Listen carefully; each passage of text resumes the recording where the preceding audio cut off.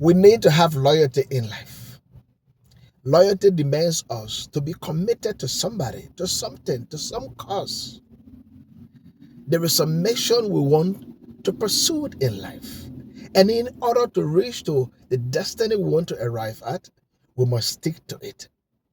There may be need for us to work with certain people, some organization, whether it's a political agenda or a church or a work or business or family adventure, whatever that thing is. We need certain commitments to hold us to whatever thing we want to pursue in life. So we are diligent in matters as such. So we all brainstorm together to bring out the best ideas because we want this thing to work to get us to a place whereby everybody will enjoy the fruit of all the efforts we put in. That is loyalty. But what happens when what we wanted to pursue in the group is not working the way we wanted it to work? There are some issues. But we as individuals want to push ourselves forward. What do we do? Do we abandon ship? Do we jump ship because we want to move forward by ourselves and forget that we were committed to somebody and to something? Do we just switch courses like that when things become tough, when things become challenging? This is a thin line we must be able to comprehend and handle with care. Otherwise, we will be seen as disloyal people. We will be seen as untrustworthy people. We will be seen as people without commitment, people who run as soon as things get hard. Now, if we carry on that type of ideology, that because we want to see ourselves moving forward, so we're not going to remain anywhere where there is problem and things seem to be sticky and they're not moving the way we hope them to become. If that is the case, that is exactly what we want to do, would it be fair if others do the same thing to us? For example, you are in a relationship with a particular man or woman, and for whatever reason, financially things are not well with you, or for whatever reason, your health is failing you, and you will need that other person to be there for you. But they too want to advance in life, and now you have become a liability for them somehow.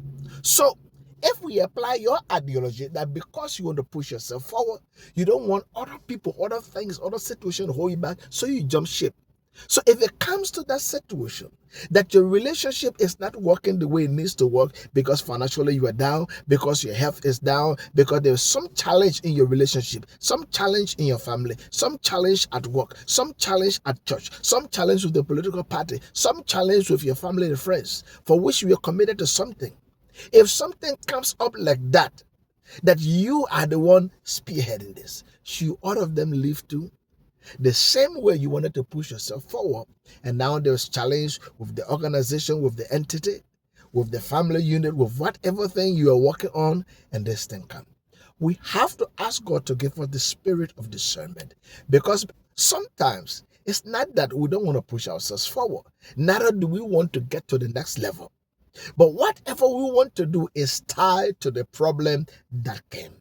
If we work together to solve the problem, God brings a meaningful solution and reward for everybody who diligently participated. It is not always the good thing without seeking the face of God and without carefully handling the situation to discuss our position with those with whom we have been working all the time and just leave because there is some situation. Backsliding because there's a problem is not a good thing, because what if you had a situation, should others backslide from you? Even though each one of us want to move forward, but how we balance this will show that we have good character, we have decency, that we have some sense of morality and righteousness in us.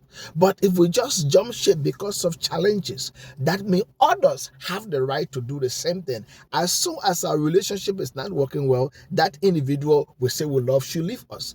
As soon as our health fails us, as soon as we have financial challenges, the other people should leave. As soon as we have some spiritual challenge, some issue that is not making others to make progress in life, that they have to help us to pull us by the wayside to get back on our feet, that means the other people need to leave as well too. So whatever thing we are doing in life, we need to be dedicated to that thing, to that person, to that organization, whether a church or a a business or your job or political organization, whatever that entity is that we pledge our allegiance to, we need to put ourselves in it to make sure we diligently work only until it reaches to the level we want it to reach.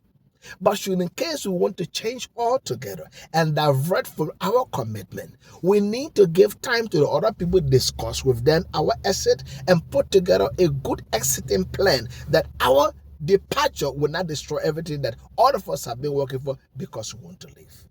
Many people, whether they are in a church, whether it's a relationship or some organization, don't know how to treat others well if they want to leave. Now, some of the things for which people want to leave, those things are not the right things for which they need to leave. It's just the expressions of the feelings and misguided passions. Those were issues that could be handled and discussed, and the group grows stronger and move on. But these days, many people don't operate by their intelligence. They don't operate like that. They operate by their feelings and emotions. So as soon as somebody feels bad about something, they want to leave. But life is not just all about feelings and emotions. There are times we have to be strong. There are times we have to mentally be strong, spiritually be strong, morally be strong to focus on whatever thing we are doing. I pray today that in case you fall in such a situation, you will use righteousness and justice. You will use the spirit of discernment. Ask God to help you. What decisions should you take, and how should you take time to approach whoever you might be working with if you want to exit? And it is better to do it the correct way so you leave room for tomorrow, because none of us knows tomorrow. Now imagine you treated me bad and just left me when I counted on you, and tomorrow you have a certain need and I am the one in charge. Do you think I will help you?